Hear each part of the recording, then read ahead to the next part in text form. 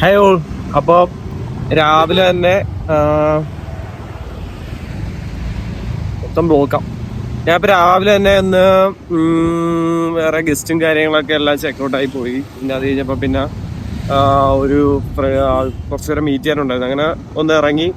അതൊക്കെ കഴിഞ്ഞിട്ട് ഞാൻ നേരെ ഇങ്ങനെ ഇറങ്ങി വരും. അപ്പം ഞാൻ എപ്പോഴും വരുന്നൊരു വഴിയുണ്ട്.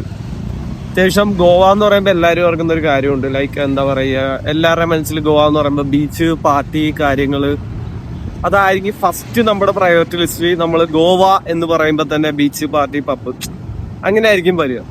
അത് മാത്രമല്ലാതെ ഗോവയിലൊരു പ്രത്യേക ഒരു ഫീലുള്ള വൈബുണ്ട്. അതെന്ന് വെച്ചാൽ നമുക്ക് ചില സ്ഥലത്തോടൊക്കെ പോയി കഴിയുമ്പോൾ നമുക്ക് മനസ്സിലാവും അവിടുത്തെ ഒരു ആംബിയൻസ് ലൈക്ക് എന്താന്ന് ഞാൻ കാണിച്ചു തരാം.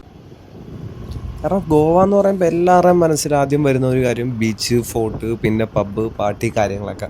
പക്ഷെ അതിലുപരി എന്ന് വെച്ചാൽ ബീച്ച് സൈഡിൽ നിന്ന് മാറി കുറച്ച് ഡിസ്റ്റൻസ് വരുന്ന സ്ഥലത്തൊക്കെ ഇതേപോലെയുള്ള കുറേ വഴികളും കുറേ ഏരിയകളൊക്കെ കാണാം. നമ്മൾ ഈ വില്ലേജ് സൈഡിലോട്ടൊക്കെ പോകുമ്പോൾ പിന്നെ ഒരുപാട് കാഷ്യൂ, ഫെനി, കാര്യങ്ങളൊക്കെ ഉണ്ടാക്കുന്ന ഒരുപാട് സ്ഥലങ്ങളൊക്കെ ഉണ്ട്. പക്ഷേ ഈ ഒരു ഏരിയ ഇതിപ്പം മഴയൊക്കെ കഴിഞ്ഞ് ഏകദേശം ഒരു ലെവൽ വേറൊരു സ്റ്റേജിൽ നിൽക്കുന്ന സമയത്ത് നമുക്ക് കാണാൻ പറ്റും റോഡിൻ്റെ രണ്ട് സൈഡ് ഫുള്ള് പച്ചപ്പ്. അത് നമ്മൾ ഈ വീഡിയോ കാണുന്നതിനേക്കാളും അടിപൊളിയായിരിക്കും.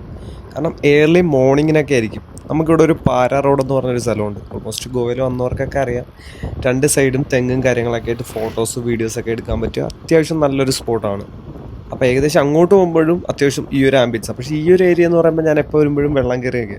പക്ഷേ ഇപ്പോൾ കാണുമ്പം എൻ്റെ അമ്മയുടെ വീട് ആക്ച്വലി എന്ന് പറയുമ്പോൾ ഒരു ചങ്ങനാശ്ശേരി ഒരു ഏരിയ ആയിട്ടാണ്, കിടങ്ങറ. അപ്പോൾ അവിടെ പോകാൻ നേരം എനിക്ക് എന്താണോ തോന്നുന്നത് കറക്റ്റ് ആ ഒരു ഫീലാണ് എനിക്ക് ഇന്ന് ഇവിടെ വന്നപ്പോൾ കിട്ടിയത്. അത്രത്തോളം പൊളിയെന്ന് തന്നെ പറയാം. കാരണം നമ്മളവിടെ നിന്ന് അല്ലെങ്കിൽ നമ്മളവിടെ പോയി നോക്കുമ്പോൾ മാത്രമേ നമുക്കത് മനസ്സിലാവത്തുള്ളൂ. അപ്പോൾ ഗൈസ്, നിങ്ങളും ഗോവയിൽ ഇതേപോലെയൊക്കെ ചില്ലിയാനൊക്കെ വരുവാണെങ്കിൽ ഇതേപോലത്തുള്ള സ്ഥലമൊന്നും മിസ് ചെയ്യാതിരിക്കുക. മസ്റ്റായിട്ട് പോകുക നമുക്ക് ഫോട്ടോസ്, വീഡിയോസ്. കാരണം നമ്മൾ കണ്ടു കഴിഞ്ഞാൽ ഗോവയിലാണോ അതോ വേറെ എവിടെയെങ്കിലും ആണോ നിൽക്കുന്നത്. കണ്ടോ, നേരെ ഫ്രണ്ടിൽ നമുക്ക് നോക്കുമ്പോൾ കാണാം അവിടെ ഒരു രണ്ട് വലിയ മലയുണ്ട്, ലെഫ്റ്റ് സൈഡിൽ മലയുണ്ട്.